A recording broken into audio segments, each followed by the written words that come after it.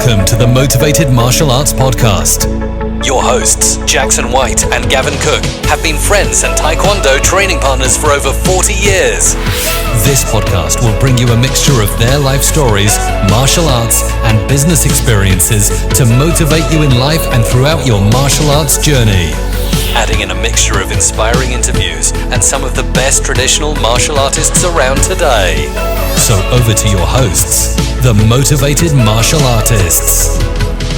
Welcome to the Motivated Martial Artists podcast with your host Gavin Cook and Jackson White, and we're talking today about why a martial art. So really we're just talking about looking at how you're going to get into martial arts, why you want to get into a martial art, which club is the best sort of club to join, and that sort of stuff today. So over to you, Jackie. Okay, so there's lots of reasons why people want to start a martial art. You know, the first thing I ever do in my class, once I have a student and he's joined for 3 months, I always survey the parent. Yeah. Find out what their motivations are for getting their children into the class. And of course, if it's an adult or a teenager, I ask what their motivations are. You know, and some of the top motivations that we get. First one is confidence. Yeah, they want their child to have confidence. They've tried the rugby, they've tried the football, all the team sports, and they don't really seem to fit into it. Yeah. So they're looking for their child to get a bit of additional confidence, build up their skill sets, their agility, and of course their fitness, and try and move with the martial art to help build that. And I think that works quite well because, you know, as an individual sport, it's something that you can participate in and progress at your own speed.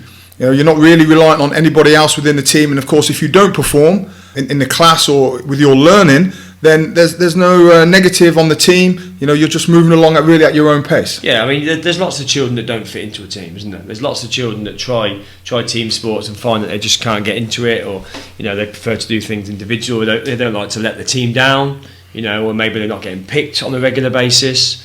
You know, and it's just not working for them, isn't it? Yeah, and I think within the team sports, you find different children mature at different times physically. Yeah. And, you know, when you're running around boshing people on the rugby pitch, you know, the big kids tend to do really well. Yeah. Yeah, until you hit the age of being a teenager, where everyone starts maturing and actually developing into an adult. So I think what you got as a child, you've got what you've got. It's very hard to change your genetics as a child. And your performance, but within the martial art, that's really quite irrelevant. Yeah. You know, as you're learning and you're driving through the syllabus all the way to trying to achieve your individual goals. The other thing I think that parents want from a martial art, you know, it's a big thing these days, is fitness. Yeah. You know, keeping children active. Yeah. So get them off the couch. You know, you've got children. You know, and I know we were talking only yesterday about you blocking their screen time. Absolutely. Yeah, and getting them off the Xbox and getting them out there and being active. And I mean, I'm quite lucky. I mean, both my two children have sort of taken to martial arts at an early age, and they sort of still enjoy it. But it's difficult to keep the children's motivation going sometimes, isn't it? In class, you know. So trying to get them to class, especially in the summer. Talked about that earlier on, didn't we? Especially in the summer. You know, summer months are coming in, and it's easy to sit. You get home from school, and they just want to sit on the sofa and watch a bit of telly or go out with their friends. Yeah. The parents sometimes have a bit of a tough time getting them to class. So it's looking at different ways to try and motivate them. To motivate them and keep them active. Yeah. You know, certainly from times have changed from when we were younger. You know, I hear it all the time. You know, yada yada. It wasn't like that in my day. Yeah, that's great. If it was like that in our day, we'd still be, you know, working down the coal mine. You know, there wouldn't be running water. Things develop, things change. So we've got to change our methodologies and our basically the way we do things, in line with society. So hence why, you know, getting the kids into the martial art for the fitness side of things is a really good thing to do. What do you think? You know, when parents bring their children to your class, I know obviously what they tend to say to me quite a lot of the time. But what do you find is the first thing that they ask you when they bring their kids to class? Will you be able to discipline them? Yeah, exactly. Every time. And you know, that is a huge. It always puts a big smile on my face. A huge smile. You know, and I go back to it. It's a very simple formula, and I use this formula quite a lot. So the first thing I say to the parents, okay, so you want me to discipline the children, and you know, I do my quick assessment of the parent or the individual that's bringing the child along. I look them up and down. You know, is their hair tidy? Do they iron their own clothes? Are their shoes shiny? Are their trainers ripped? That's your army background. It is. That's just where I'm. That's discipline. It is, absolutely. It's absolute discipline. At its very, very core. Yeah. Because discipline actually starts at home. Of course it does. By the best will in the world, when I say to the parents, so you want me to discipline the child, so I do a quick calculation. I say to them, how many hours in the day? Yeah, and they always look at me a bit strange. I say, no, just go with me. I say, how many hours in the day? So they say 24. Yeah, everyone knows 24. So then I say, okay, that's great. So 24 hours times 7, yeah, that's 168 hours in a week. Okay, normally I see that child, particularly some of the younger tigers, maybe once a week, if I'm lucky, twice a week. Yeah. So I say, okay, in a month then, how many hours in a month? So we times that by 4, that gives us 672 hours. The chances are, I'm going to see that your child, for 4 hours at 672 hours. How do you really expect me to discipline them? And they just look at me with a dumbfounded look on their face. And then I throw it back to the parents. I say, well, actually, the discipline, for young children has got to come from you. Yeah. You as the parent, you've got to be the one that's disciplined. When you come home from work and you're tired, the kids are messing around, you're late, you're rushing trying to get the dinner ready, and you've got to be at that class at 6 o'clock. Yeah, I expect you to have your child there. That's the discipline. Yeah. And if you can't sign up to that discipline as a parent, then how can you expect your child to do it? You're the example. You're the role model as the parent. And they start looking at me thinking, we're getting ourselves into something I'm not sure we want to get into here. Yeah, but it all comes down to the 5 tenets. 5 tenets of Taekwondo. Courtesy, integrity, perseverance, self-control, indomitable spirit. But that courtesy, we always talk about courtesy with the kids. We always sit down and we say, I always sort of say, how have you been courteous this week? And give me an example of how you've showed courtesy at school this week and stuff like that. But then the parents are listening while you're saying this and you're thinking, well, the parents aren't showing courtesy half the time because they're on their phones, they're speaking at the back of the class, or they're bringing the kids in late. That's a huge bugbear of mine. Rock up just after you finish the warm-up. Oh, sorry, Mr. Cook, and they just join. And it's like, well, hang on a minute. We started the class 10 minutes ago. Your child has now missed the warm-up. Yeah. They're coming in cold, so they're going to get injuries potentially. And you're right, and that courtesy and that discipline, it all starts. Yeah. It all starts at home and how it is in family life. No, with adults and young teenagers, it's their responsibility. Yeah. The discipline side in any walk of life, actually, for the children, starts with the parents. So something I articulate very, very clearly to my parents is that the discipline and this journey that you're bringing your child on into my martial arts school is a joint journey. Yeah. Yeah. Clean dough book. Yeah. There's nothing, okay, once or twice, you've missed it or the kids had it in their bag. Yeah, but it's your job as a parent to get that dough book out and clean it, or install that discipline in your child to get the dough book out and put it into the washing bin. Yeah, and make sure it's clean, and then make sure the dough book is ironed. Yeah. Don't come to class without an ironed dough book. Forgetting their belts. Where's your belt? Oh, I forgot it, Mr. Cook.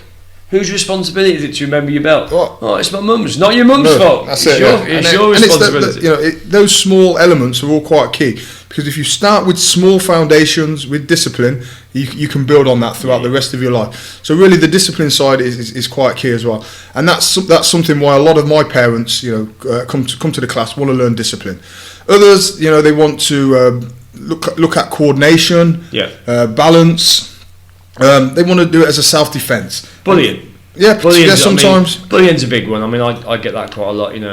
Obviously, you tend to find that parents don't say it straight away. It's one of those things where they come along and they'll say it a bit later on in the class after the child's maybe been trained a month or so, and they'll say, oh yeah, he's having a few problems at school and things like that. And the reason we brought him to class is to give him a bit of confidence and to teach them to defend themselves. Yeah. So lots of different reasons, but all those reasons are all interlinked. Yeah, they're all entwined. Yeah, so you can't address one reason without another. But ultimately, they want to come in and do something different. So I think that's great for martial arts, because it's so diverse, and it is very diverse at looking at different angles in people's lives. Okay, then, Gavin, as you've just walked in off the street, you're looking at a martial art. How would you get started in the martial art? What would you recommend to parents or to young teenagers or adults that want to start a martial art? What sort of things should they look for?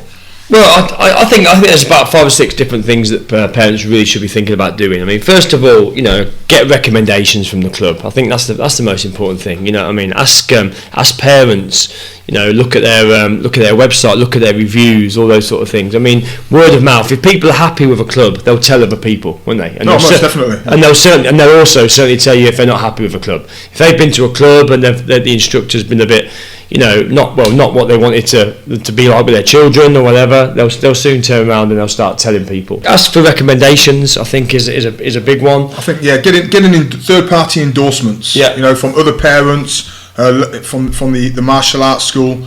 I think that's key. You can push your product or your school or however you want to deem it, but getting someone else to authenticate it and to endorse it, I think it is key. Another thing parents could always do is just turn up at class. Just turn up at class unannounced and just go and sit and watch a class or whatever, or maybe speak with the instructor, see if they can come along and watch a class, and just take a seat and just see how the instructor engages with the club and engages with the children.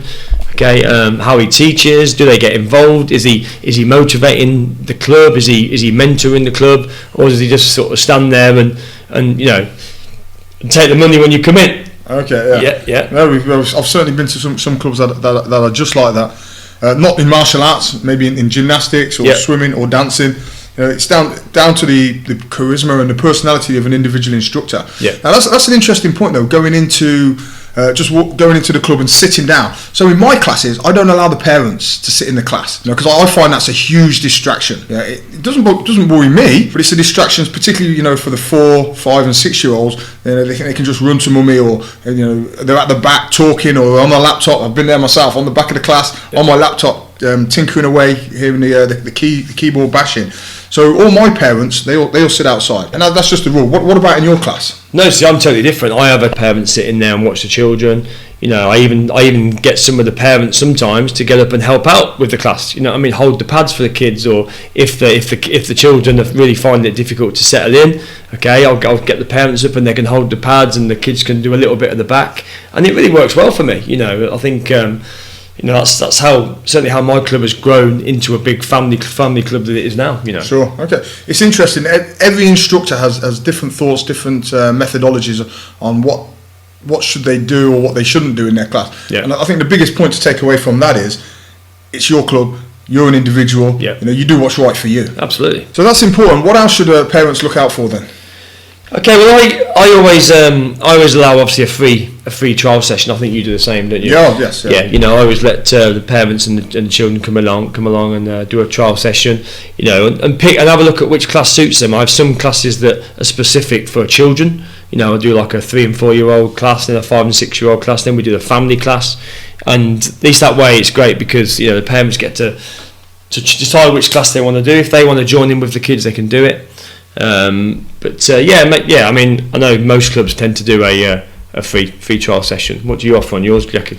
Okay, it's exactly the same. So my first session is a free trial session. Again, it's about getting them into the class, letting them feel the environment, make sure that they're comfortable with it, but also making sure that me as an instructor, that I'm comfortable with the child and also the parent. Now, in my class, I have a lot of junior instructors and I call them mentors. Yeah. So that's my junior black belts that come in. That they're learning to be instructors as they move forward. Yeah. So I get those to introduce and chaperone the new students into the class to make them feel welcome. Really. Yeah. Sorry. And then at the end we have a discussion. And then really, I invite them to come back for the next session. Yeah. It's pretty much the same as me. We have a storm team, young junior leaders, and it's like in class. Sometimes you can't always be there to have one-to-one with everyone in the class, can you? So sometimes you need to have those junior leaders to go around and help out and mentor some of the lower students. And to be honest, some of the white belts, they actually get more from having a child or a junior instructor teaching them, because they're closer to them than they are to us. For a child looking up to a 44-year-old black belt, there's such a can be intimidating. There's such a disconnect, isn't there? It can be so intimidating as well. Exactly. So where you've got maybe a 10 or 11-year-old black belt who's teaching them, and they'll tend to play a few games with them, and they can engage with them. It works really well. Okay, Jackie. So what else do you think parents should look out for when bringing either their children or themselves along to a club?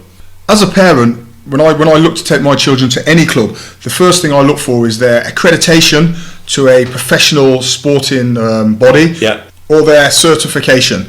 So their professional certifications in their instructor's qualification, their first aid qualification, and most importantly, their DBS check. Again, having spoken to some of my parents from my martial arts class that I'm now great friends with, not one of them actually thought to ask me or asked me to show them my DBS check. Absolutely. I've had exactly the same. I mean, I've been teaching for nearly 10 years now, and I think there's been one occasion where a parent has asked to have a look at my DBS certificate. Yeah, it's never happened to me. And when I point this out to them, they just assumed because I've got it on my flyers or I've got it on my website that I've got it. Well, actually, I know, when I go to a gymnastics class or a swimming class, I want to know that the person that is supervising my child is actually DBS checked.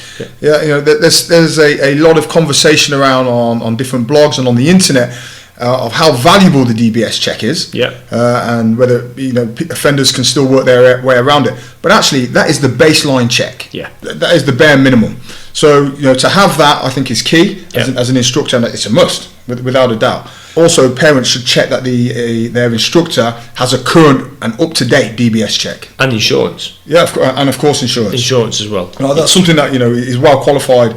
Numerous Taekwondo organisations through the British Taekwondo Council and other sporting bodies in other martial arts have exactly the same facility. So if you're unsure, really, you should just get out onto the internet and just do a bit of googling, and you can find those certifications and accreditations. But ask the instructor as well. When you go along, if any instructor who's worth their weight will be happy to provide all that information, won't they? No, most definitely. We're very lucky with the TAGB because they're so hot on that sort of thing, on their insurance with the licenses and things like that, aren't they? Yes. It's all good. It's all good. It's got really good systems, so we can make sure if a license is out of date, it gets done straight away. So ultimately, your parents are handing over to you for that hour, that 2 hours a week, 3 hours a week, no matter how long it may be, their most important prize asset. Of course. And that's their child. So you want to give that parent the warm, comfy feeling that they're placing them in capable hands. And as an instructor, you want to ensure that that's happening. But also the parents need to feel that their prized possession, their most precious thing on this earth, their little Johnny, is being well looked after. Right then, Gavin, we've talked about why people get into martial arts, and we've also explained a little bit of how to get into martial arts. What, in your experience, have you seen? What type of clubs are out there that people can join? Well, there's loads of different types these days. You've got your traditional martial arts clubs like your Taekwondo and your Karate and your Jiu-Jitsu and your Kung Fu, and they tend to follow quite a strict syllabus quite often. A lot of different sort of bits and pieces added in.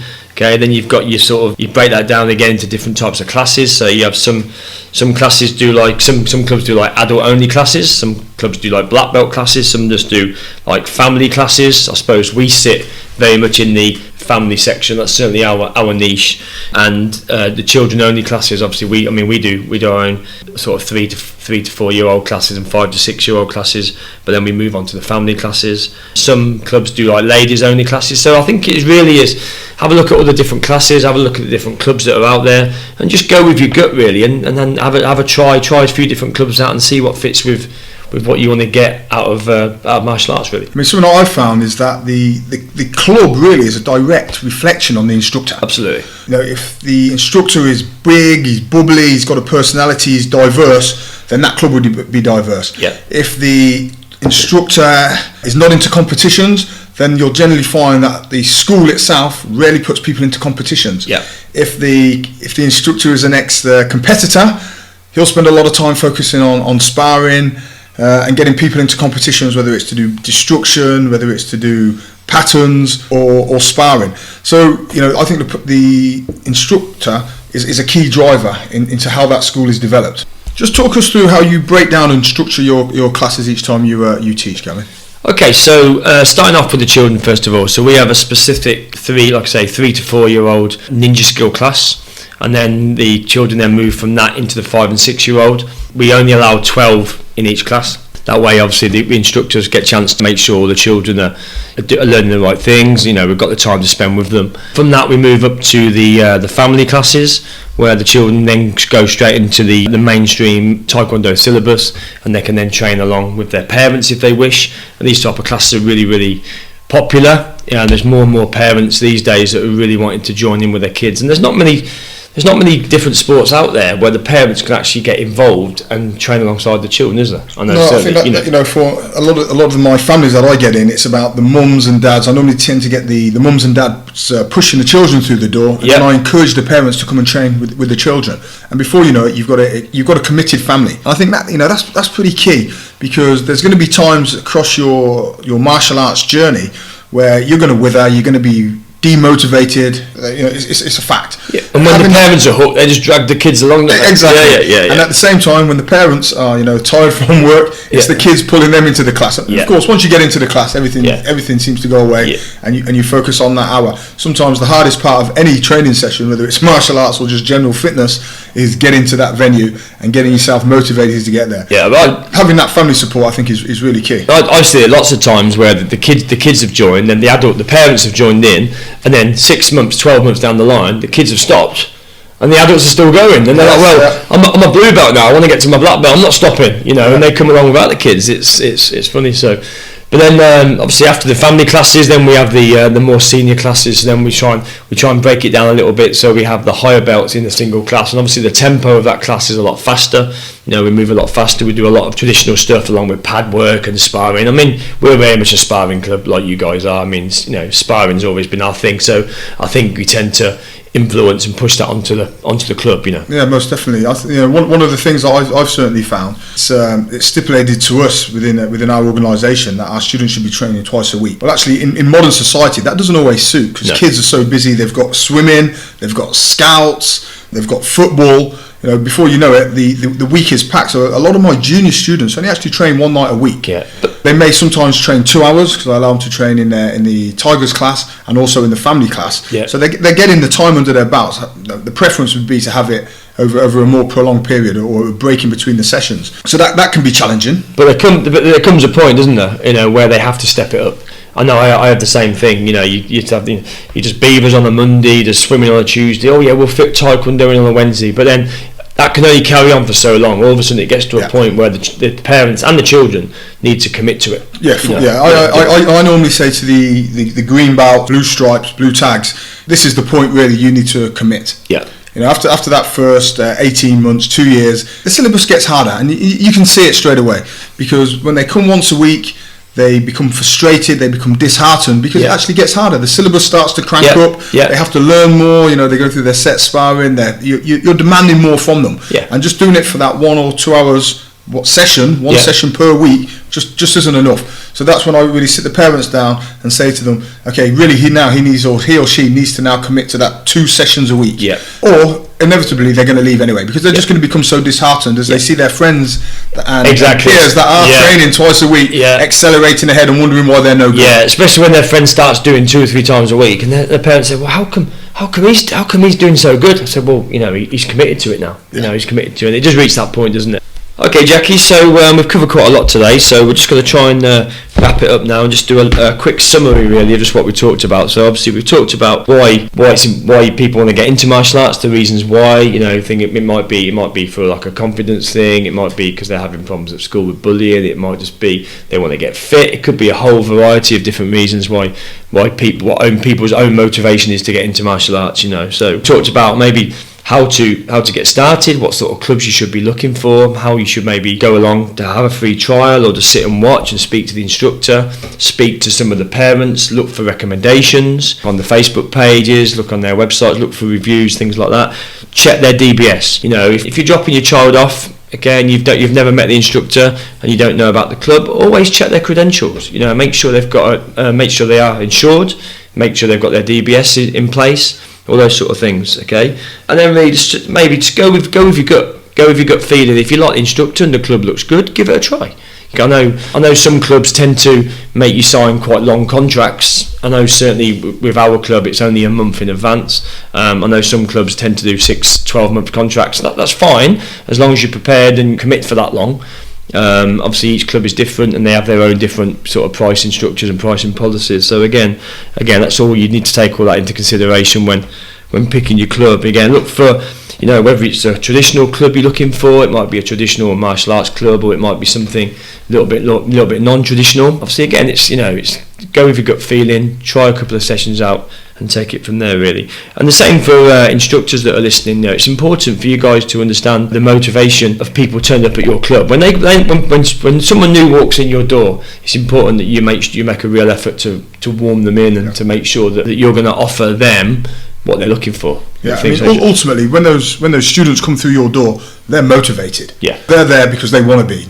Yeah, 9 times out of 10. Sometimes all the parents want them to be. So there's motivation. So you've got to understand what those motivations are. And if you can understand what those motivations are, you can gear teaching methodologies around that individual, to help them on their martial arts journey. You think about when we first joined. I mean, when parents and kids come along to the class, they've made that decision that day. Right, we're going to try Taekwondo out tonight. And it's quite a big decision for a lot of people. Yeah, making that leap, walking into a dojang, and there's loads of people kiapping and shouting and doing press-ups, is like, whoa, and doing all funny moves. Yeah, it's like, whoa, what are we doing here? You know what I mean? So it's important that you capture that straight away, and you make them feel at ease. Yeah, and work with those. You've got to work with the individuals. Okay, we're going to wrap it up there. So if we've missed any subjects, or you've got any questions on today's topic, please just drop us a question on our Facebook group, The Motivated Martial Artist. And remember to stay motivated until next week's session.